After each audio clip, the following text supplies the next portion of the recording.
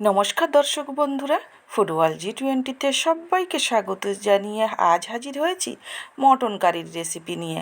এখানে নিয়ে নিয়েছি 1 কেজি মটন, আর এই মটন কারির রেসিপিটা 30 থেকে 35 মিনিটের মধ্যেই আমরা তৈরি করে নিতে পারবো। এখন তো খুব গ্যাসের সংকট, তার জন্য জলদি করে নিব।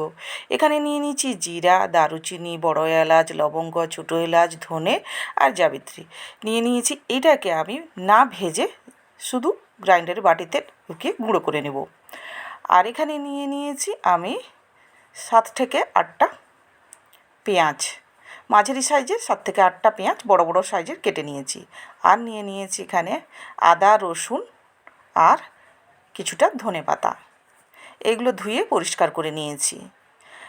এবার নিয়ে নিয়েছি কড়াইতে দিয়ে দিচ্ছি সরষের তেল, দিয়ে এবার বড় বড় পেঁয়াজ করে রেখেছি ওটাকে তেলের উপর দিয়ে দিলাম।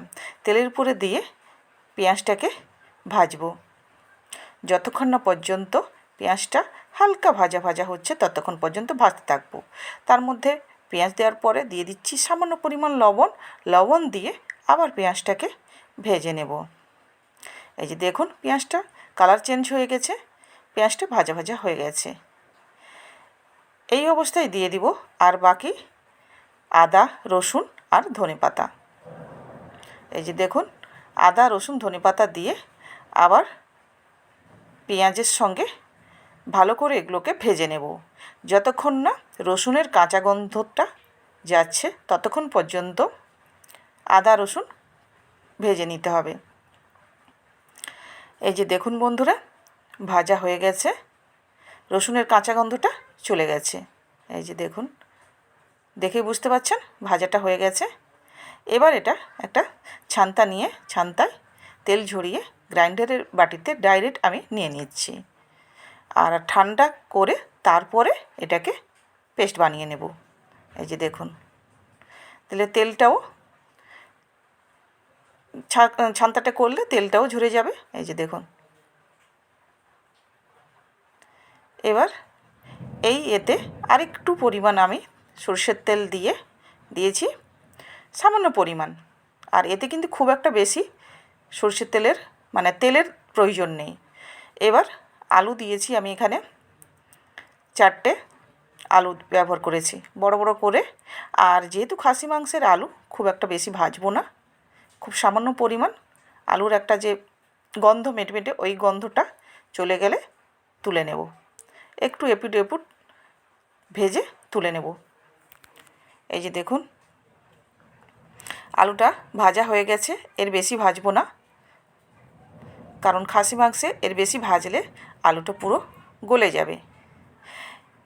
এই যে এবার এই কড়াইটাকে ধুয়ে আবার ওই তেলটা দিয়ে খুব ভালো করে কড়াইটাকে গরম করে এবার খাসি মাংসটা তেলের উপরে তুলে দিলাম। খাসি মাংসটা তুলে দিয়ে আমি 2 থেকে 3 মিনিট ওয়েট করেছি, তারপরে খুন্তি দিয়ে নাড়ছি। এই যে দেখুন, কোথাও কিন্তু লেগে যায়নি, খুব ভালো করে গরম করে নিলে লেগে যাবে না। এবার মাংসটাকে খুব ভালো করে ভেজে নেব এখানে।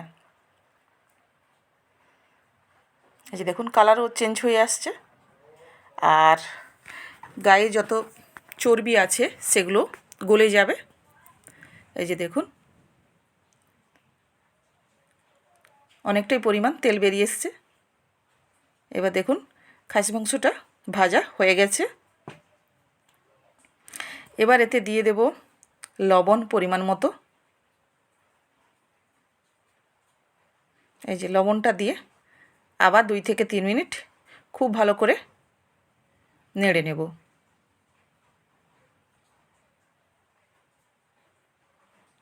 এই যে দেখুন, 2 থেকে 3 মিনিটের পরে এবার দেখুন কালার চেঞ্জ হয়ে গেছে। এবার এতে দিয়ে দিচ্ছি হলুদ, কাশ্মীরি লঙ্কার গুঁড়ো, ধনে গুঁড়োটা সামান্য ব্যবহার করছি, কারণ ধনেটা যেহেতু আমি গুঁড়ো করেছি তার জন্য, গোটা ধনেটা ব্যবহার করেছি তার জন্য। এবার এটাকে ভালো করে তেলের উপরে কষিয়ে নিতে হবে। তারপরে দিয়ে দিচ্ছি 5 থেকে 6টা লঙ্কা, কাঁচা লঙ্কা চিড়ে দিয়ে দিলাম। কাঁচা লঙ্কাটা চিড়ে আবার একটু তেলের উপরে কষিয়ে নেব। দেখুন পুরো এই পর্যন্ত পুরো রেডি। এবার গুঁড়ো মশলা যে করে রেখেছিলাম সেটা দিয়ে দিলাম। তারপরে পেঁয়াজের যে গ্রেভি করে রেখেছি ওটাও দিয়ে দিলাম। এই যে দেখুন, দিয়ে করে এবার তেলের উপরে খুব ভালো করে কষিয়ে নিতে হবে। এই যে দেখুন, যে সকল দর্শক বন্ধুরা আমার ভিডিওটা দেখছেন এখনও পর্যন্ত আমার চ্যানেলটাকে সাবস্ক্রাইব করেননি, চ্যানেলটাকে সাবস্ক্রাইব করার অনুরোধ রইল। আর আজকে chicken curry recipe mutton curry রেসিপিটা কেমন লাগলো সেটাও নিশ্চয়ই কমেন্টে জানাবেন।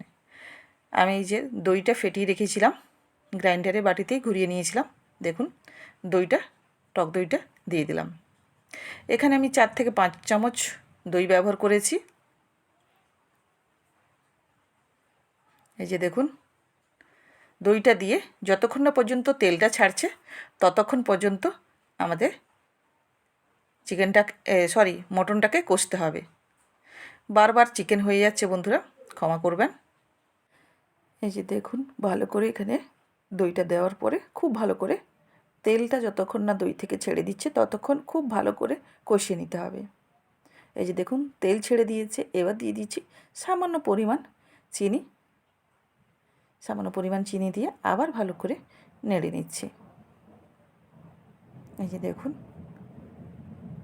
এখানে কিন্তু খাসি মাংস কষা হয়ে গেছে। এই যে দেখুন, এই যে দেখে কষা হয়ে গেছে। এবার খাসি মাংসটা আমি কুকারে বানাবো। তার জন্য কুকারে জল বসিয়ে দিয়েছি, উষ্ণ জল গরম হয়ে গেছে। এবার কুকারে হাতা দিয়ে ট্রান্সফার করে দিচ্ছি।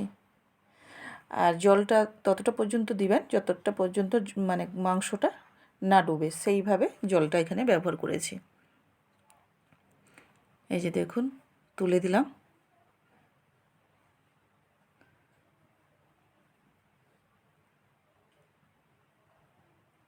এই যে তুলে দিয়েছি। এবার নেড়ে করে দেখিয়ে দিচ্ছি। এই যে দেখুন, খাসি মাংসটা ডুবে গেছে দেখুন। এরপরে দিয়ে দিচ্ছি ভেজে রাখা আলু। আমি এখানে 5টা মতো সিটি দেব, তবে সব কুকারে সমান সিটি লাগে না, তার জন্য দেখে শুনে আপনারা সিটি দিবেন। এই যে দেখুন, আমি কুকারে সিটি দেওয়ার পরে বসিয়ে রেখেছিলাম। ঢাকাটা খুলে দেখাচ্ছি আপনাদেরকে। একবারে গ্রেভি হয়ে গেছে দেখুন। আর খাসি মাংস এইভাবে গ্রেভি হলে খুবই ভালো লাগে। এরপরে দিয়ে দিচ্ছি ধনেপাতা আর দিয়ে দিচ্ছি গরম মশলা খুব সামান্য পরিমাণ দিয়ে এবার খুন্তি দিয়ে নেড়ে দেব। খুব সাবধানে নাড়তে হবে, কারণ না হলে আলুগুলো ভেঙে যাবে। এই যে দেখুন, একবারে সহজ পদ্ধতিতে মটন কারি আপনাদের কেমন লাগলো নিশ্চয়ই কমেন্টে জানাবেন। ভালো লাগলে একটা লাইক শেয়ার করে পাশে থাকবেন। আজকের মটন কারির রেসিপিটা কেমন লাগলো নিশ্চয়ই কমেন্টে জানাবেন। লেগেছে 30 থেকে 35 মিনিট আর খুব ঝট করে হয়ে যায়। টাটা।